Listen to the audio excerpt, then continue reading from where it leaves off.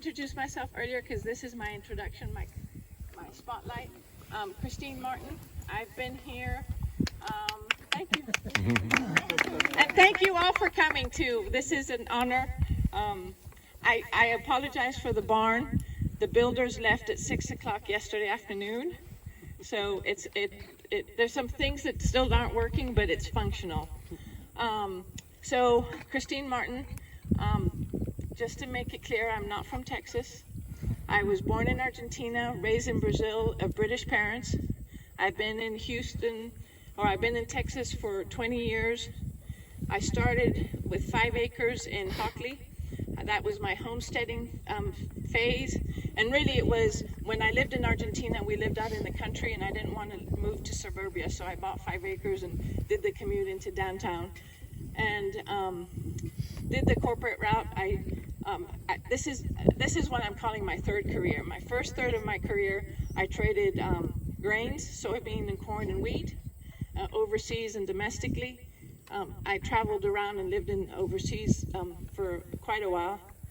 And then when we moved to Texas, my daughter made me promise that we wouldn't move every 2 years. So I think I've honored that promise. And then I made the switch to oil and gas. So I traded oil and gas for up through April of this year. Took early retirement so I could be a full-time rancher.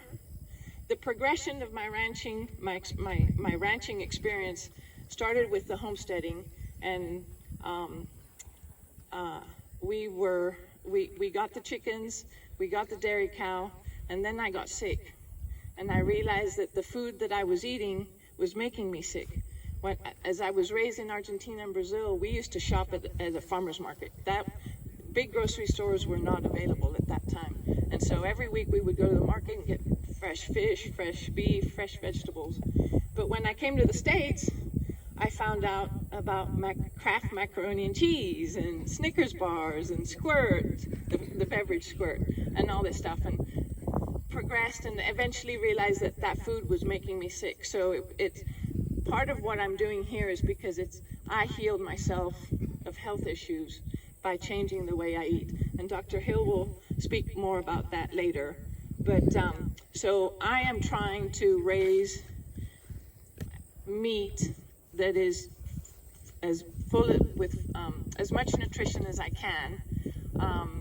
And I have been a subscriber for Acres magazine for many, many years, and would read all these awesome things people were doing, and I would implement them, but some things worked and some others didn't work, and it was kind of frustrating. Until on Facebook, I saw an advertisement for Holistic Management International's Beginning Farmer Rancher course, and called and was able to get in, and it was life-changing. And there's several people, Tracy and Lori, who were taking registrations. They were my teachers during this course. Wayne Knight is our new executive director with HMI. He comes all the way from South Africa, so got a lovely accent. But anyway, the one thing that I left with from the Beginning Rancher course was this whole concept of making a decision that will lead you towards your goal. We all have a vision, right? We all have a goal, and figuring out how to make that decision that takes you closer to the goal rather than away from the goal. And then the other one is context. All these practices that I had tried to use, that I read about at Acres magazine and some other magazines, that it worked for them but it didn't work for me, is because I didn't put it into context. My environment is different than yours. Just like our genetic is individual and our fingerprints are our individual uniqueness, every ranch, every operation has its own uniqueness. So even before I graduated from that class, I knew I wanted to be involved with HMI. I wanted to help people understand this, how life-changing it is. So I'm close to getting my certification with HMI to be a certified educator. I still have a lot to learn, but I think when you work with nature, you're constantly learning. So, which is exciting because it's a challenge. It can be frustrating, but when you see the results, and I'm going to make a plug for Wayne because he's going to talk about this more. We need to monitor. whenever we implement a practice, something new, we need to go back and say, is this working? Is this not working? And catch it before it becomes that train wreck, that disaster. So monitoring, and you'll hear this quite a bit today. You need to monitor. Betsy's going to talk to you about how to look at your plants and monitor that your practices are shifting the environment to where you want it to go. Wayne's going to talk about how to monitor your livestock to make sure that the management practices you're implementing are working. And then Dr. Fred Provenza and Stefan Van Fleet, they're going to talk about the animal and the human. And then Dr. Arlen, as I said, will talk about the medical aspect of it. And we're going to end the day with a panel. During the presentations, you're welcome to ask any questions, but we hope that the panel is where we get a lot of discussion, a lot of more in-depth questions. So, don't keep from asking questions, but kind of save them for the panel. Okay? Any questions?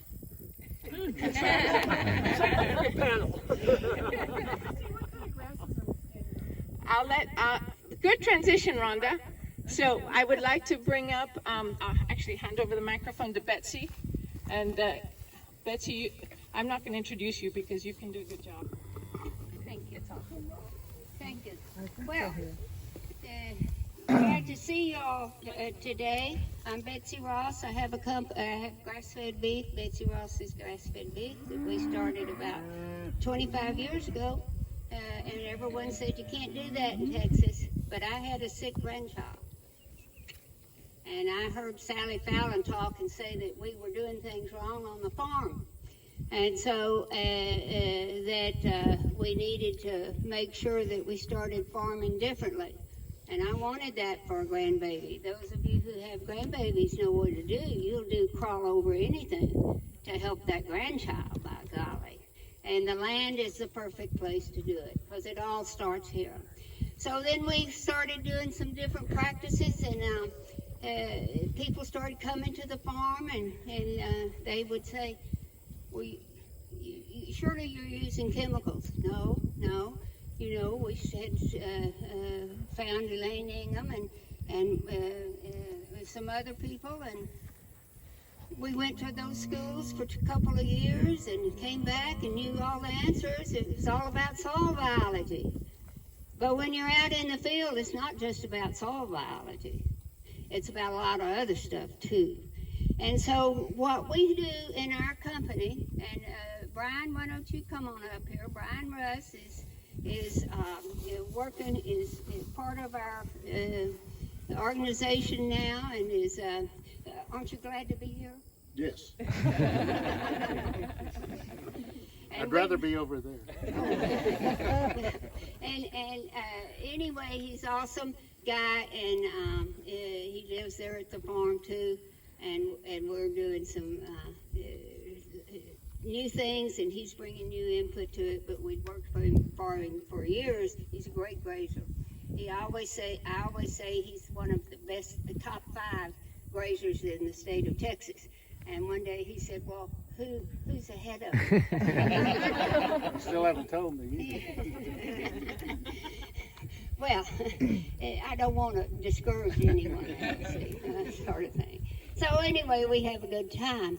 But what we've come to realize is the natural processes, if we can jump-start those, photosynthesis, the biochemistry, everything happening in that plant, and then feeding that fuel, those sugars, to the microbes who are missing most of the time. If we can jumpstart that so they can get going and all of this work together in harmony, that's what we should be doing, and that's what we do. And it's a different mindset, believe me. And where biology has been the missing link, it is mostly gone. And when a lot of the writings you read now, they are written at a time when we had lots of biology in the soil. And we've we've come to a point where we think it's a community, it's not a competition. We need lots of diversity, but the whole thing you need to remember, if you remember nothing else, if you're doing rangeland and out on big properties, you got to understand you never want the microbes to run out of food because they have to eat. Do you realize that this plant, these plants here had to have a shot of, are going to have a shot of carbon today from the sunshine? That's got to fuel them. We tend to put something down and say, there, make it last 6 months. Well, if you don't feed them, they don't have food in front of them, then you're not going to ever keep things going. You're going to have to start over again. So that's a little bit of a rushed thing, but I want Brandon to come over with his plots. I wanted to show this to you right off. Now, when you're jump-starting natural processes, remember, you want stuff in the plant, not on it necessarily, in on it. So here's what we're going to have, this color. You want to have your ground be chocolate brown. Hold the microphone. Okay. Chocolate brown. And we can see that it's building if we turn it here.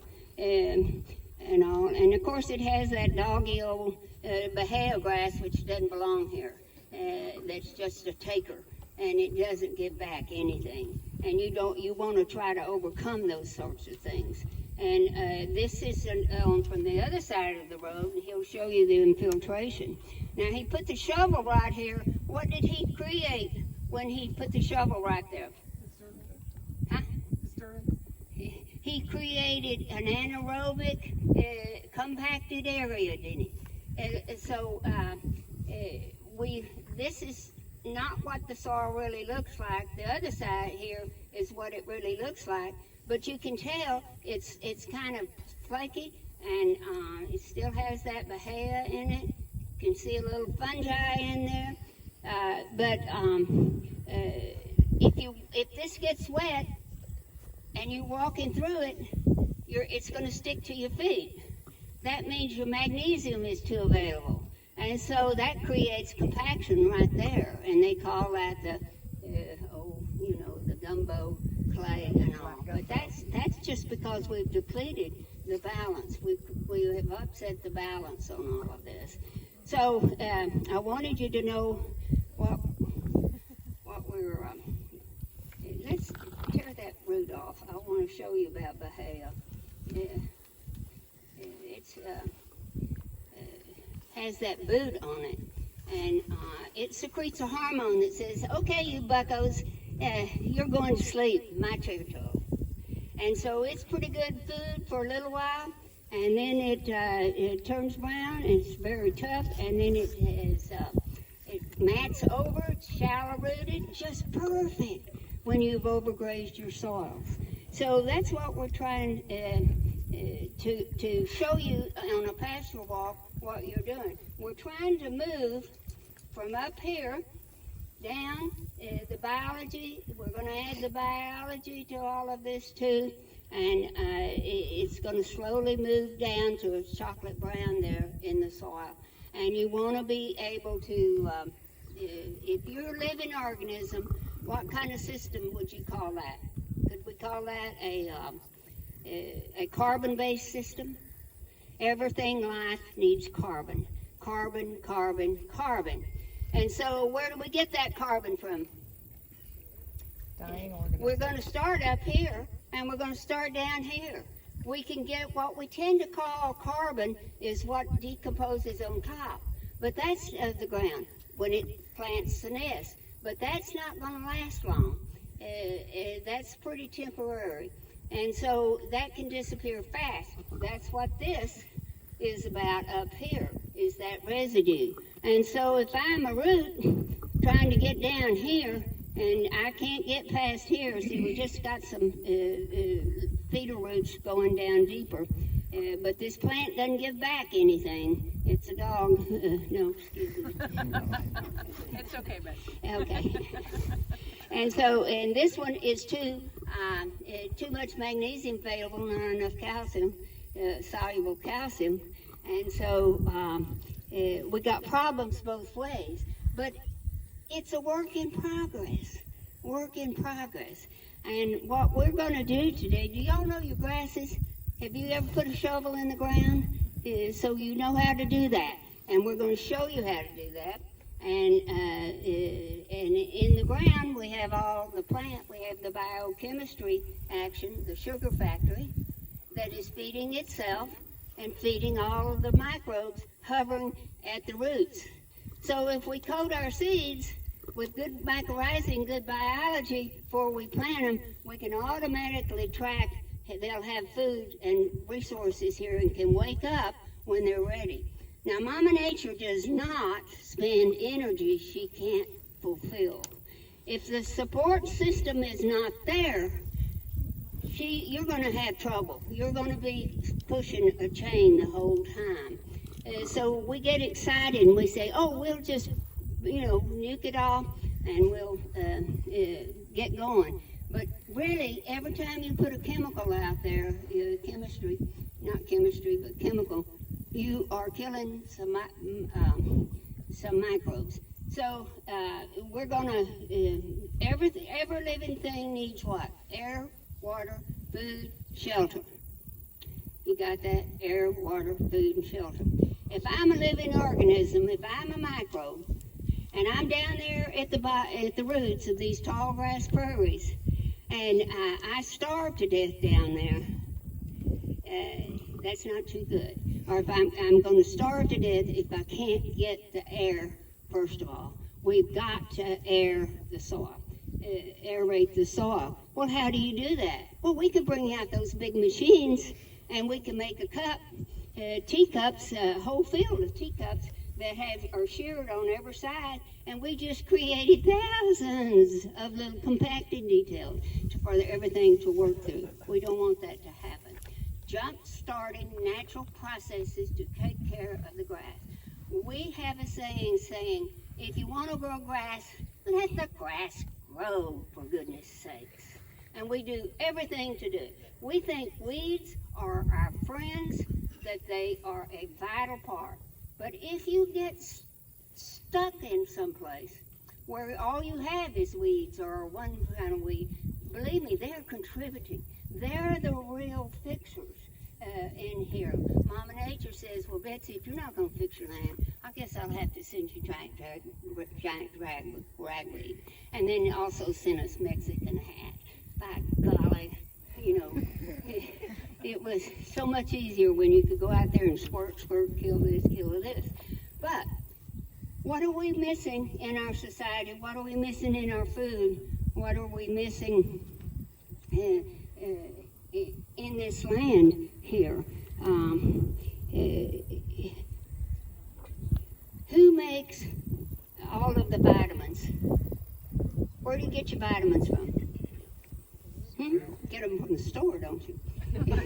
You ought to be getting them from the grass, from the grass, and when our cattle eat the grass, when our chickens eat the grass, they get that in there. So we've got to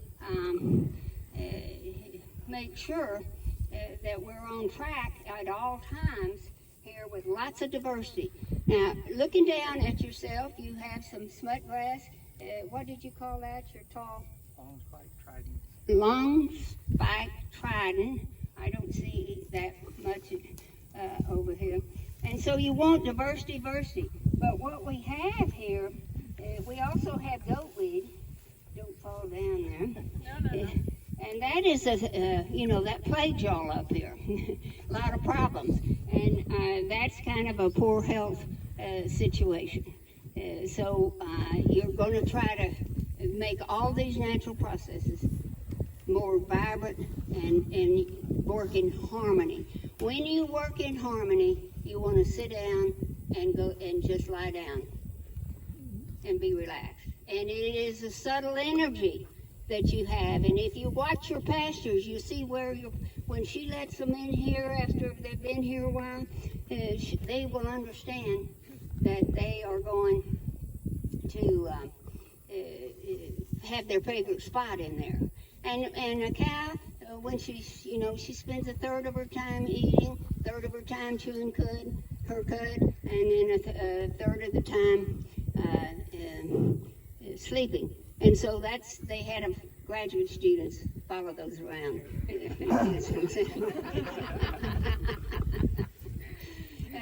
So, of course, you don't do it. It's non-contiguous. So what we're going to do, if we can see right over here, by allowing the diversity to come in, is that we have the nuttall, the mimosa, the lagoon coming. Well, good. If we had gone in and had lightly tilled all these soils to stimulate, are we going to be stimulating? Okay, it's this one. It's the one with the stripe right there in front of me. This one? No. It's. If I bend over, I may not get it back up. Is it this? There you go. Yeah. That's what I gave you. That's what I gave you. There's one behind you. Nope. Not that one? Behind you. Oh. Yeah. Right. So the yellow. Thank you, brother. Yeah, that is the same one. It's a little different maturity over here. Yes. And so, remember I said the main thing we want to do is make sure nothing ever, the microbes never run out of food. And when they do, they often turn facultative and become pathogens. And we use the Albrecht methods of soil analysis and have been very successful with that sort of thing. So there are a lot of different ways to do things, but just to come out and walk in a pasture, just standing where you are, how many different grasses do you see, and shrubs and that sort of thing? We wanted a minimum 20 to 30, even in a Bermuda field, a good Bermuda field. This is a lagoon. They're coming out in the fall, and this is a cool season grass. It's going to take us through the winter if we let it. But if we mow it or we're going to be spraying for weeds, we lose that opportunity. You don't want to lose those opportunities. Remember, you're going to keep the microbes alive. Keep them alive. It's going to keep us alive. And so I was saying, who makes your vitamins? Who makes your enzymes? And so people always, the answer to that is people say, and I say the microbes, of course, and the amino acids and the antibiotics and everything you need in your body should be in some of those different plants, so that you have a complete meal and complete proteins. So if we don't pay any attention to our traces, the little small stuff, you're mainly deficient in molybdenum and cobalt here, which is needed in the nitrogen cycle, which is probably neither here nor there right now. But this is very good to see right now. Christine has allowed a lot of diversity to come in here, but it was an old cotton field, so it is very much has been atrazine to death. All the biology has been, the other group side is trying to make the soil sterile so they can sell the same seed in lots of different places. What we're trying to do is say, just come on. Anyone that can help, come on up. Come on, help us. Whether you be insect, whether you be grasshopper. And you know what the grasshoppers and the webworms are doing for you? They're cleaning up your mistakes. They are Mama Nature's quality control. So we don't want to be just go kill them. If it needs to be taken down, let's let them take it down and put it back in the soil so the microbes can rework it again. So everything is precious that you see here. Nothing bad in Mama Nature unless you get standing under the avalanche when it starts. But so our goal is to get a lot of air in here, into the soil first. Is it compacted? How many of you saw 5 grasses or shrubs or forbs? you know, you saw 10. Ann knows the glasses. Okay, anyone else want to look? You gotta look, you gotta be out here. It's at least 15. So you got a little bit of milkweed too. You have a lot of milkweed. It's telling you you don't have enough zinc. And of course you need zinc for all the other stuff. So you've always got these little things playing out. You don't want to have everything the same. No monocultures. Let's build a community. Let's invite everyone. But everyone's not going to come to the table at the same time. It depends upon what the jobs need to be done. And so at our place, we've been doing this for 28 years with biology. And someone could say, well, haven't you done a better job? Well, things keep changing. and we're trying to take care of it as we take care of a lot of other properties too by doing this. So I want to first, this is a compaction meter. And Brian's going to demonstrate to you how this works. You want to explain to him about it? Well, it measures compaction, the amount of force I have to apply in PSI, and then this is basically half an inch, and then these notches, each one of these is 3 inches. And so a root can exert 200 PSI going into the ground. So what's that, about an inch that a root could go in the ground? A live root. Have enough oxygen. Have enough, hold enough water. And that's what we saw here. Now you're going to plan into that? And expect to get a good result? Well, you better fix that compaction issue first before you do that. And your soil structure and your ability for these things to come in and on the farm. So can you push it down to 300 PSI? You hit a crack. No, I think there's a plow pan there that I felt broke through. Yeah, and then Look here, Christine, where are you? I'm right here. Huh? Did you find a crack? no, No. I think it's probably an old plow pan from when this was farmed. So Oh, a hard pan. What? You're breaking through a hard pan. right, so 300 is that 300 PSI. That's as far as oxygen or air can go into the soil. So And a root, a good root. That's gonna 300 give or back. 200? well, a root is 200, isn't it? And air is 300. Okay. But then after about Okay. 3 inches, I was breaking through. Of course, it's not going to do it now, but it did it several other places. And you can do this with an 18-inch screwdriver. All the time. So. But yeah, there is a plow pan or whatever you want to call it there, and I can break through it in some places, and some places I can't. They compact it, so it's There I went a through. layer that's compacted. But this is also dependent upon moisture too. If she hadn't had the rain, this probably wouldn't go any amount at all. It would probably be so sticky, it would keep everything, it would shear off because of the excess soluble magnesium in the soil. So have you kind of got that? And then we're also, so we can keep track of this sort of thing right here. And then we have a little EC meter. Here's another crack, Christine. I have a lot of cracks. We're going to put a shovel in that in a minute. And so here the EC meter is measuring the energy in the soil. And what we're looking for is 0.2 to 0.9. If we have 0.2 to 0.3.5 or 4 in the soil, we have enough energy to bring seeds and growth out of the ground.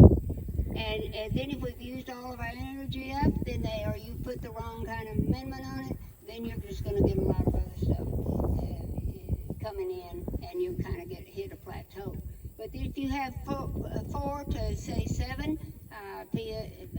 EC, 0.4 to 0.7, you have enough to bring energy in the soil and to treat the plant so it can grab the sunlight, the fuel from the photosynthesis, keep working. And so it's going to get bigger and bigger. And then if you have 0.7 to 9, You're too busy preaching. Just hold it to your mouth. Hold it to your No, mouth. you just need to keep it closer to your mouth. thank you. Did you notice I have hearing aids? Getting old is a new journey. But it's never too late to start. Never too. What is that meter? I couldn't hear what you said. So it's electrical conductivity. It's just a measure of the energy and the life in the soil. So it's another quick way to learn things, what's happening. Because without energy, you don't do much, do you? And so, and then if you, when you have more than that, you're going to have up to 0.9, you're going to have enough to reproduce. Yes. What unit is that? The 9.5? It is on there. I don't even know. It's Not the regular SAR test, but it's the same principle type thing. it's something per cubic meter, whatever that is. Tracy, did you? Could you go over those ranges again and what they mean? Okay. All right. The ranges are 0.2 to 0.4. That's to have enough energy to get a seed to pop up out of the ground. Takes energy that we're getting from photosynthesis. That the plant is squirting out to the microbes living around the roots of the grass. Then you go to 0.4 to 0.7, say, and there's nothing, border, a little bit here or there, but 0.4 to 0.7, you're going to be able to grow some height on that plant, get some vegetation going. You got to have that. That's how good your soil has to be. And then you go from 0.7 to 0.995. Then you're able to reproduce, have enough energy for the plant to reproduce. That's a big deal. That's a big deal. Now remember, we want every food, nutrients, and all to be a part of the grass. We want our animals to get their nutrition from the grass. And so if we are over there, see they're swishing their tails, if we could get some more sulfur in the grass, because we're deficient in sulfur all over America, as well as magnesium as a rule, and if we could get that in the grass and they ate it, they wouldn't be swishing. We have some pastures where we've actually achieved that, and when photographers come, we always move them in there the night before. Yeah. Notice It needs their heads magnesium and what? Sulfur. Sulfur. Sulfur. Sulfur. That's all the nutrients. You want them in the grass, and a lot of times you have to, of course, be chelated, whatever you want to call it, to get things in the grass. But imagine what that would do, what that would save you in manpower. But mainly, what would happen if you ate that beef that ate that? You would have a leg up. Your food could really become your medicine, everything you needed. So these things are critical that you take another look. But Mama Nature's figured this out ages ago, and we just don't listen. We want to be in charge. Well, what our firm does, our approach is, let's manage and let's try to help everything get back in balance and let her do her job. Like I said, if you want to grow grass, let the grass grow. Don't worry about that weed unless it is just overpowering so much that it is wiping everything else out. But it's usually going to be an invasive grass like Bahia, like KR blue stem, but KR's blue stem's better than Bahia, and you'll have a lot of Bahia over here in the sand. So now he's going to take a EC meter and read it right there. It was 0.44. 0.44. Well, that sinks pretty well, doesn't it? Right now. But so if you put it in there, and you always put it at a slant, or else you have to crawl down on your knees to read the meter.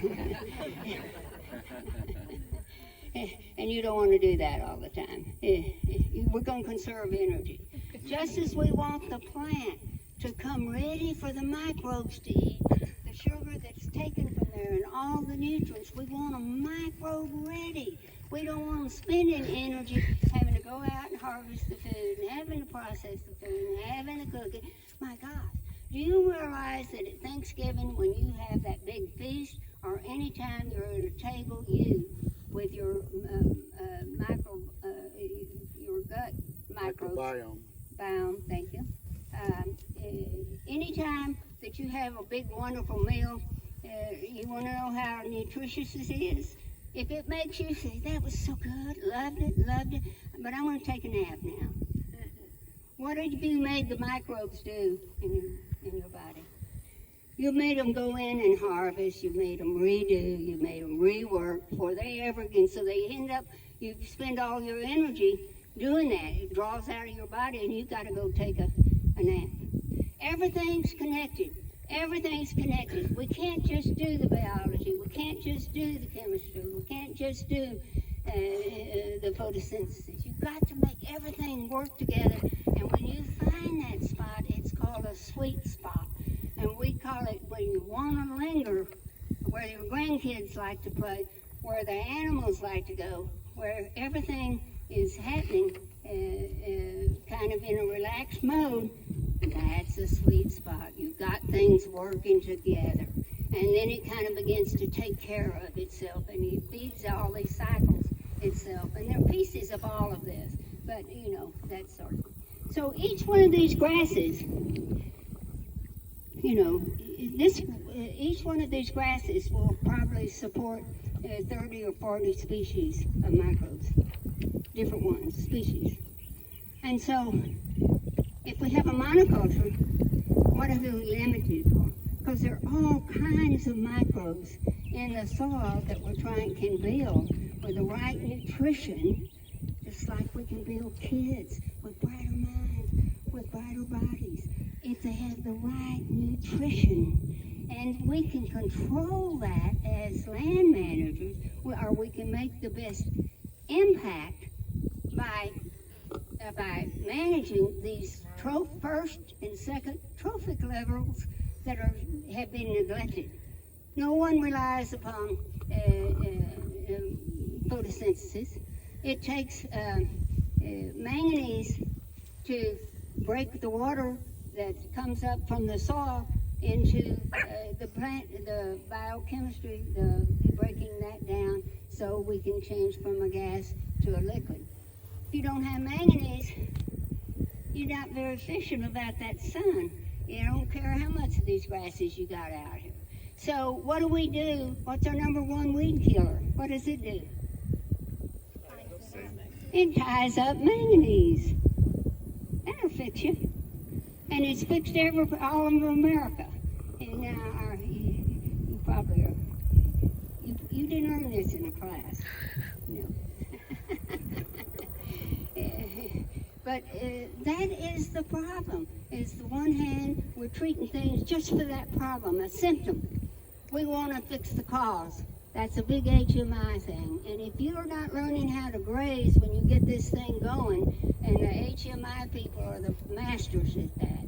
And actually, we have all these grazing HMI certified teachers. Where's y'all's hand?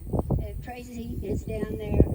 Christine is one, and where's Laurie Solello, who does the sheep sort of thing. So anyway, it's all together. It's perfect. We're going to feed everybody with our grasses in our ground. We want to feed everyone. Flies over, crawls over, digs over, comes over, and all of a sudden you see this little plant crop up and say, "Oh my, where you been?"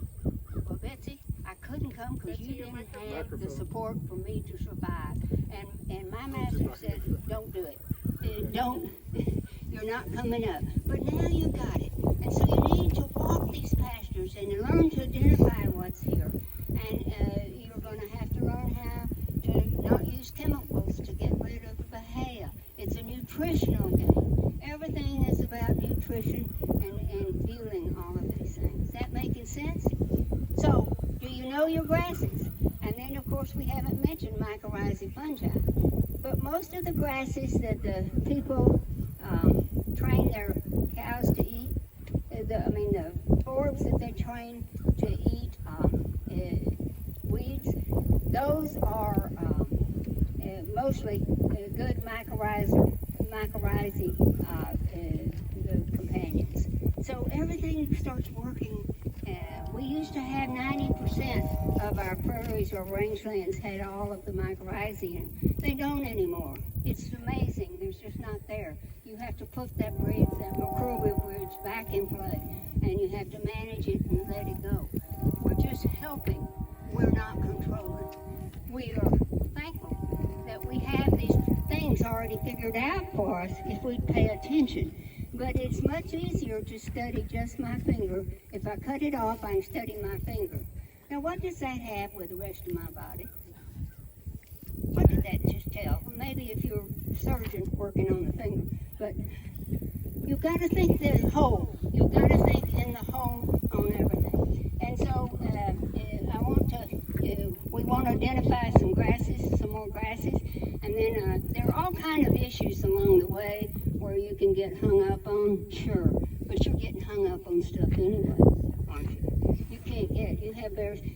For instance, in the morning, those cows, and I want to look at their poop because that's where you can easily see you ought to have the fungi coming up in that poop by this time every morning.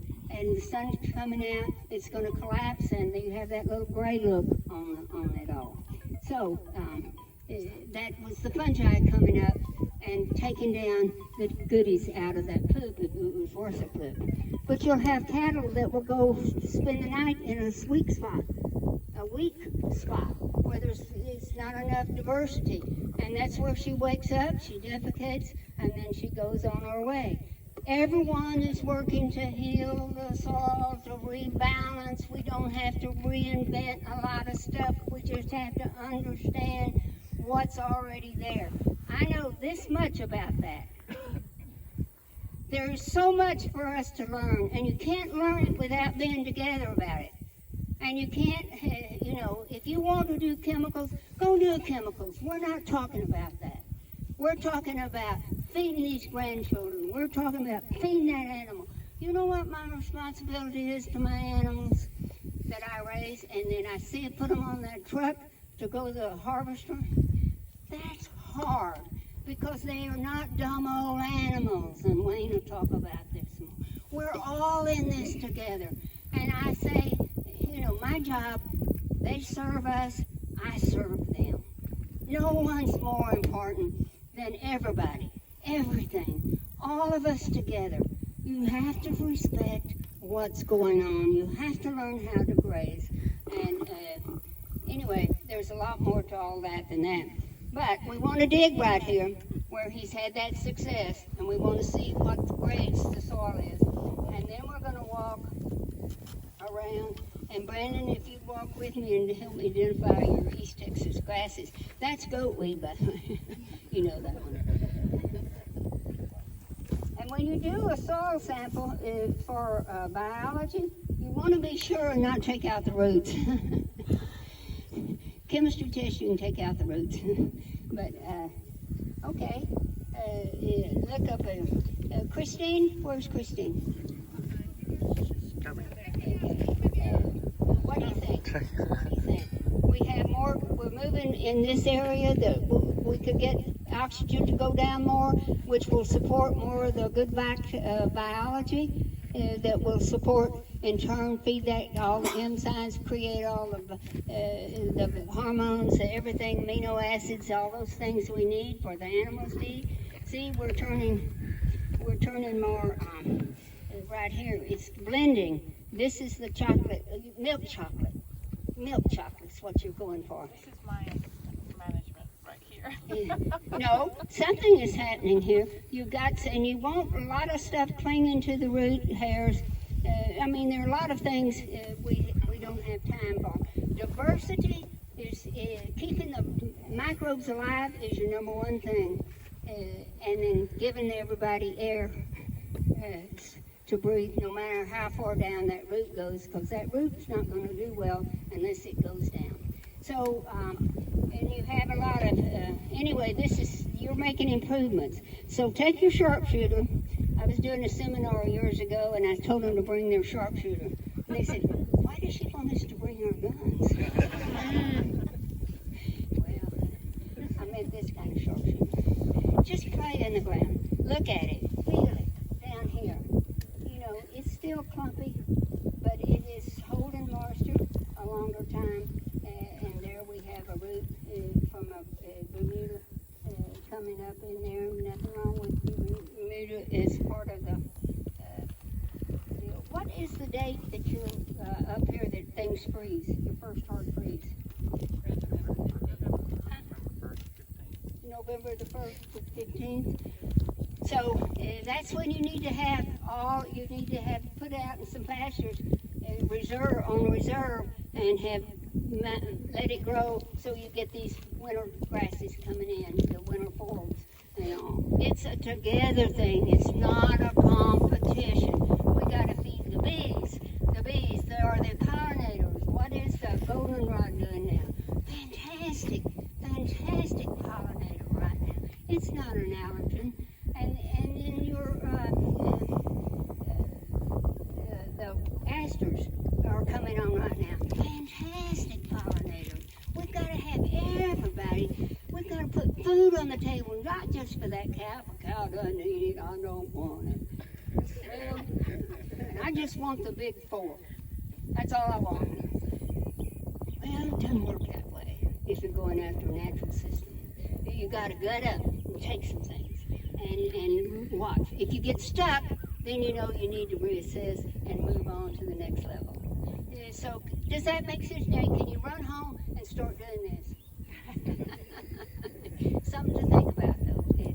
So we're going to walk in here and identify grasses, because you need to know these grasses.